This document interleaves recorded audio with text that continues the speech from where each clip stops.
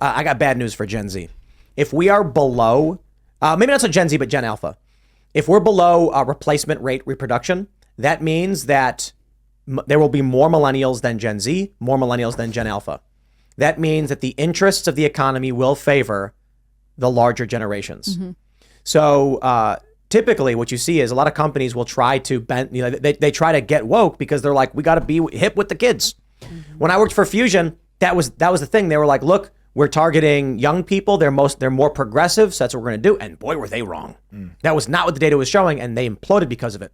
But they didn't actually care or believe in any of these things. They just thought we got to go where the kids are. Yep. Shane Smith of Vice, he's like in his mid 30s when Vice is starting to take off. He's in his mid 40s when it really takes off. And he's making content that was targeting people in their 20s. That was the mentality that a lot of these big companies had. That's not going to be the case. You're going to launch a company and you're going to say, what's the biggest market share we can get? And they're going to say, well, we got, 75 million Gen Z, we got 50 million Gen Alpha, and we got 100 million millennials. Well, screw it, go for the millennials. What about Gen X? Well, I'm saying like Gen X is going to be out of the at this point. Gen X. When Gen Alpha is in the marketplace, Gen X is phased out.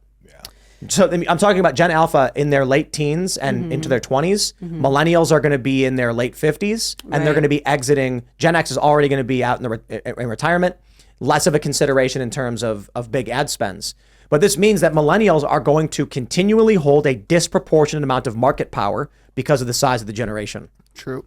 So I'm not as concerned with seeing a bunch of crackpot young kids, because the likelihood, what I see being what may happen is, as the market seeks to pander to the larger block of the market share, these kids are going to have to adhere and change to fit the mold of what millennials want, and not the other way around, right? So I think one of the reasons adults want to be kids, like that Abe Simpson meme, I used to be with it, and then they changed what it was, and Homer's like, that'll never happen to me, man.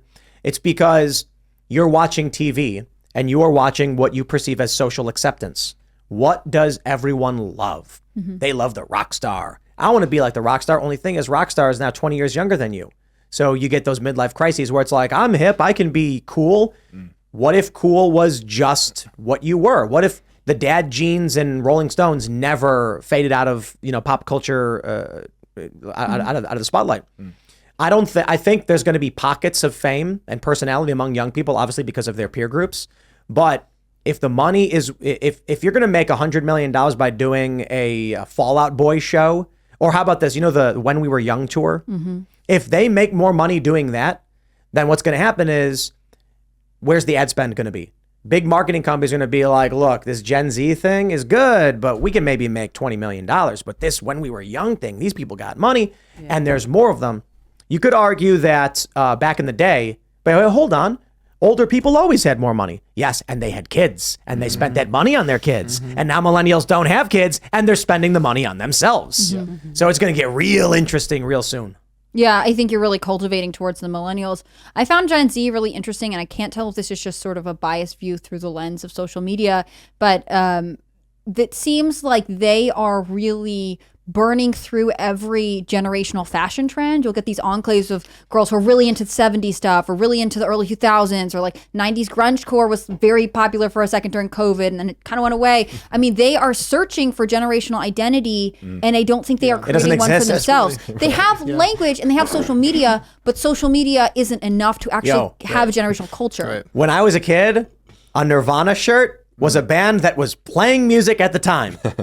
And then, not for the time after that in the late 90s, but like people would have the holes in their jeans in the Nirvana shirt when Nirvana was releasing music. It's really funny to see that viral TikTok where that like 18-year-old girl, she's wearing a Nirvana shirt. She's like, I don't even know what this is. It's just like, it's at Hot Topic and everyone wears it. Yeah, but then some millennial mom also buys them for her like toddlers and then chase them around being like, name 3 songs. What I am telling you is not predictive, it is descriptive. Go to the mall.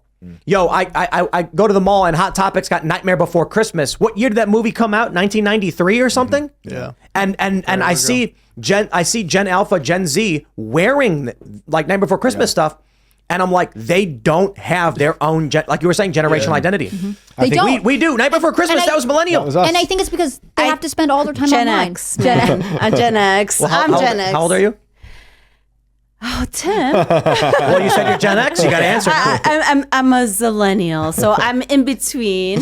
But so you were old enough to be part of the people who were wearing the Jack Skellington shirts and stuff. Yeah. It's crazy now to see young people making videos where they're wearing Nirvana and Night Before Christmas. Now, don't get me wrong. When I was growing up, I also had like my mom had a bunch of Zeppelin shirts, Grand Funk Railroad, whatever, Doobie Brothers. I don't know. I didn't know any of that stuff was 80s music, but it's different. It's you go to the mall and it's not modern new stuff. Right. When I was a kid, went to the mall. Night Before Christmas was new. You went to Hot Topic and it was like, here's new things. Right. Now I go in, it's Bleach and Naruto, and I'm like, dude, that was 20 years ago. It's stalled. I don't even know what that creatively is. stalled, which I think is I don't know if crazy. it's stalled so much. Anime. I feel like it's Anime, okay. nostalgia is like a drug of complacency, and a lot of people, like a lot of millennials and people our age, even older and younger, they just want to live like Tim's saying as adult babies. So they are dressing themselves like they did when they were babies. I think that explains older people, but for Gen Z, they should be serving up something that they can replace, should be. right? And they're not. And I think some of that, and this is just my maybe touch grass moment here, but I think some of it is because they spend so much time online looking for what's trendy instead of going out and making trendy things, they're even right? on a worse drug. That's regurgitated. There's no nostalgia. nucleus. No, there's nothing. No, and, When- yeah. and to be fair, COVID wrecked some of it for Gen Z because the leaders of Gen Z all had to then go home and then spend more time on the internet and not with each And other. they're just like Googling stuff. So- That's why Y2K took off. We started This- wearing Y2K stuff because that was then when they were kids and look at us like retro. I learned now. this like Gen Z pause. When you make a video, you know how sometimes they're like, "Hi," the Gen Z pause. "Hi." Like there's so many differently. rules. Wow, yeah. Like Yeah. or to, they put text really small on videos. That's something that millennials it's like, don't to do. the point. Yeah, but it's to make you look at the thing for longer. Right. I mean, they're crazy, but it's all driven by social media in last- a way that no generation has been. 1990 was the 90s were the last decade. I love the The 90s were 90s. peak human existence. It was the It last. was. It was the It was peak America. There's younger Well, look, people listening who are like those old. tell me about the 90s, folks. guys. Yeah, it's No, but you. hold on, listen. Paris Hilton, man, the juicy couture. Everybody can argue about the generation they like, and for millennials and Gen Xers who had like formative years in the 90s are going to say the 90s were great. The 80s were kind of weird. The 70s had their time. The 60s had their time. But these are discernible generations, are decades. You look at styles. Someone can show you a picture of a living room, and you'll be like, "Oh, that was the 50s." 100%. Someone can show you the picture of a diner and be like, "That's 70s." Someone can show you a picture of a guy, just a guy wearing clothes, and you'll be like, "That was the 80s." He's wearing like neon leopard print hot pants, and you're like, "We know when that was." Feathery hair. And the 90s. Yep. And then the 2000s happened. And there are some things like, how about, I say some things because. Skinny jeans and ballet flats, No, man. it started to break apart. Yeah, right. So wearing a long sleeve shirt with a short sleeve shirt over it, but that only was in certain areas of the millennial generation. Yeah, for sure. I wonder if it's because of the internet, but we're downstairs hanging out in the green room before the show, and I'm like, I tell the TV to play top songs from the 80s. And everybody knows the songs, and it's like Shout comes on, and of course, Tears for Fears, and I'm like, just put on Tears for Fears on loop, baby. Here, I was like 90s. It was like Audio Slave. I think you were playing. What were we playing? No. I was playing. Soundgarden? No, it was Toadies, Possum Kingdom. Oh, nice. And Do You Wanna Dance? Yeah, Love that song. I love the song. And so I'm driving in my car, and we put on 90s playlist. Every song that comes on, we're like, man, I know this song. And then I was like, well, we've done 80s, we've done 70s, because the 70s, you got a bunch of hits, of course. And then I said, put on hits from the 2000s. I knew none of it. Well, 2000s It was is like, like what is Britney this? Spears, NSYNC. Sort of. I don't know who else. But wasn't that late 90s?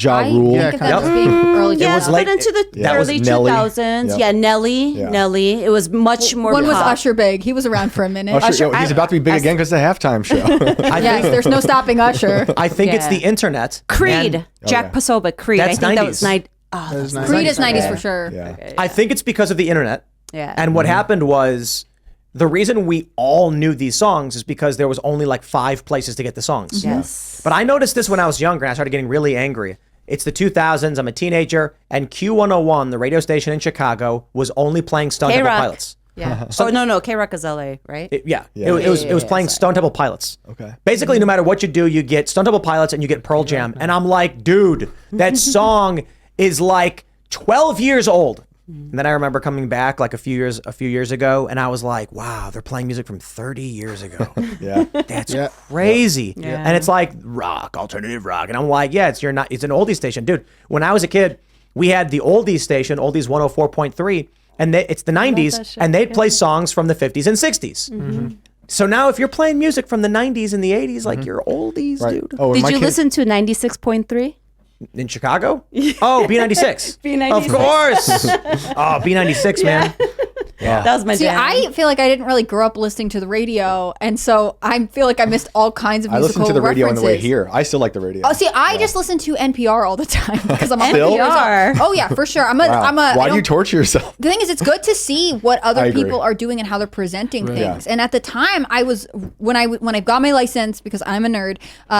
When I got my driver's license at 16 or whatever, I would drive around listening to This American Life, which I thought was such an interesting. It was a great show. It was a back then. great Yes. show. And then I tried to listen to it as a podcast in podcast format recently, and it was just so different. And I feel like in some ways, if you were, a music connoisseur in the 90s and 80s, and you're like, this is really good music, any recreation, because obviously your favorite bands will have their moment and die down. The ones that come after them are not good enough to feel like they're carrying on the tradition. Right. And so in some ways, these traditions of, I think this was like big band music, they just die, partially because they go out of fashion, but also because there isn't anyone who's able to carry on the torch effectively. Yeah, I still I think radio's great. And like when I travel so much, I'm driving so much, I like listening to radio in different areas to see like what they're listening to and Regional stuff. radio. Yep. Regional radio is how you find. Oh, dude, amazing. road trips were so fun when like you'd start to lose a radio channel. station, and then you'd try and look for the next one, Yes. and then all of a sudden it's like you start hearing both at the same time, and then we're driving, and I'm hearing like Blink-182 on the radio. What's my age again? And then it's like, well, I just got back, and I'm like, whoa, this is. You're seeing the cross section of culture. love That was that. my experience when I first started coming down to West Virginia during 2020, because there's nothing to do. So I did a lot of driving around, and I was with someone, and we got like 4 stations back to back that were all just like very typical, what I would call pop punk. And this friend like turned to me and he was like, West Virginia, where pop punk never died. 101.5, I think baby. it's so Bob funny rocks. because there are, I mean, in some ways it makes me wonder. I talk a little bit about on the show about regionalism and how there is regional culture in America, which is largely due to foundational immigration, and how we do lose it, especially as the internet becomes more Streaming popular. culture. But maybe the radio is what keeps regional local culture alive. Right. We lost regional diction because of television, because of national television. Yeah. Everyone's trying to look. If I'm going to appeal to the entire country, you got to lose the accent or whatever. And I think with the internet, you've basically taken away. You've reversed this. Yeah. So now you've got all of these different subcultures to the point where some of them are getting really, really weird. Really weird and Super creepy. weird. People dressing I up mean, like it is the animals and doing internet. weird things. Yeah, but like, back in the day, we want people who do nasty, gross things to keep that to themselves. Yeah. The weird costumes they wear and they go out in public. There's a viral video of a guy dressing like a baby in a diaper going out and chugging on a bottle and filming other people and then talking about how it's getting him off. I'm like, we want people like that not to be able to post these things, and like that guy would never be on TV. No. So most people got their culture from very few sources. So everybody recognized something, and that builds it builds a connection. When what's the song? Sweet Caroline. What's the name of the Sweet song? Caroline, It's yeah. that's not the name of the Another song. song, but that's the Everybody knows it, and they play it at the baseball stadium. Everyone goes ba ba ba. That's not the track. What about modern? Sweet Caroline. Yeah. So I'm at we're at a pool hall. I put on a bunch of music going back from like the 70s till now, and sure enough, when I put on Bohemian Rhapsody, the entire bar starts singing. And then someone was like, "Who did it?" And they're like, "Yeah," and we're all singing Bohemian Rhapsody. It was fun. And then I put on a few other hits or whatever, and you've got people sporadically singing. Then I put on modern rock, and everyone just tunes out. Nobody knows what it is. Yep. Yeah. Modern as in like right now or Like early music, 2000s? like 2010s rock songs and stuff. Yeah. Things that I enjoy. I think the only Muse, things for instance. people would know, and it would depend on what age group is at the bar, are some of the really big hits that were like popular viral dance Gangnam videos Style. during 2020 especially. but right? not even Taylor Swift. People are singing.